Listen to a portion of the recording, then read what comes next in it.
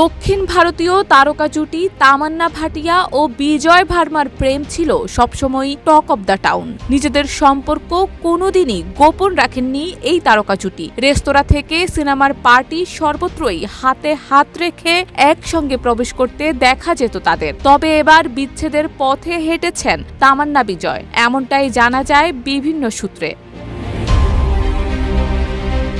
কয়েকদিন আগেই এক সাক্ষাৎকারে তামান্না জানিয়েছিলেন আগামী বছরই বিয়ে করতে চলেছেন তিনি। এসবের মাঝেই নতুন খবর আসলো দুই তারকার পথ আলাদা হওয়ার। এই খবর সামনে আসার পর থেকে রীতিমতো মাথায় হাত এই জুটির ভক্তদের। হিন্দুস্তান টাইমসের প্রতিবেদন অনুযায়ী বিয়ের গুঞ্জনের মধ্যেই বিচ্ছেদের খবর শোনালো তামান্না ও বিজয়। জানা গেছে কয়েক সপ্তাহ আগেই নাকি ঘটেছে এই ঘটনা। নিজেদের সম্পর্ককে আর এগিয়ে নিয়ে না যাওয়ার সিদ্ধান্ত নিয়েছেন এই জুটি।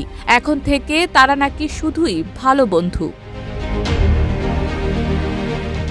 এদিকে কয়েক মাস আগেও তাদের বিয়ে নিয়ে বিস্তর আলোচনা হয়েছে। বিয়ের পরের কথা ভেবে মুম্বাইয়ে নাকি বাড়িও খোঁজা শুরু করেছিলেন তারা। দেশ জুড়ে তোলপাড়, ওয়ালটন ফ্রিজ কিনে আপনিও হয়ে যেতে পারেন মিলেনিয়ার।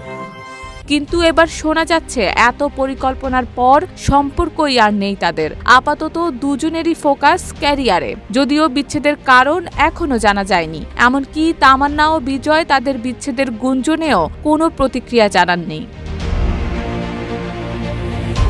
তারকা জুটির ঘনিষ্ঠ সূত্র জানিয়েছে তারা যৌথভাবে প্রেম ভাঙার সিদ্ধান্ত নিয়েছে, তবে বন্ধুত্বে কোনো প্রভাব পড়বে না। সুজয় ঘোষের পরিচালনায় এই অ্যান্থোলজিতেই প্রথমবার পর্দায় একসঙ্গে আসেন বিজয় ও তামান্না। ওই কাজ করতে গিয়েই কাছাকাছি আসেন দুজন। এরপর নানা জল্পনা কল্পনার পর 2023 সালে বিজয় ভার্মার সঙ্গে প্রেমের কথা স্বীকার করেন তামান্না। তিনি জানিয়েছিলেন লাস্ট স্টোরিজ 2-এ একসঙ্গে অভিনয় করতে গিয়ে প্রেমের সম্পর্কে জড়িয়েছেন তারা। তারপর থেকেই এই জুটিকে প্রকাশ্যে ভালোবাসা উদযাপন করতে দেখা যায়। একে অপরের সোশ্যাল মিডিয়ায় বিভিন্ন পোস্টে মন্তব্য করা থেকে শুরু করে একসঙ্গে ক্যামেরায় ধরা দেওয়া, বিভিন্ন জায়গায় ঘুরে বেড়ানো, সবটাই করতে দেখা যায়। দক্ষিণী ইন্ডাস্ট্রির পাশাপাশি বলিউডেও জনপ্রিয় নাম তামান্না। অন্যদিকে চরিত্রাভিনেতা হিসেবেই বেশি দেখা যায় বিজয় ভার্মাকে। গল্লি বয়, পিঙ্ক, মান্টো, ডার্লিংসে অভিনয়ের মাধ্যমে দর্শকের মনে দাগ কেটেছেন তিনি।